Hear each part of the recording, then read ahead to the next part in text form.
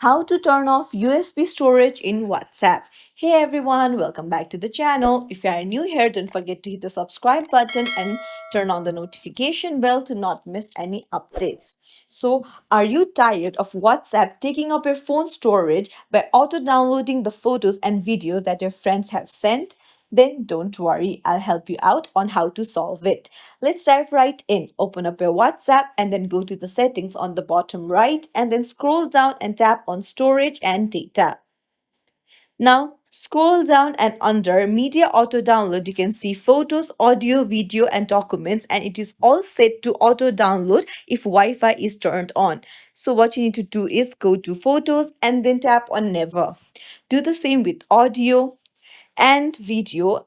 So all you have to do is set it to never. So unless and until you download the photos, videos yourself, it won't be auto downloaded and take up your storage. So that's it. If you found this tutorial helpful, don't forget to like and subscribe to our channel for more tips and tricks. Thank you for watching. See you in the next video.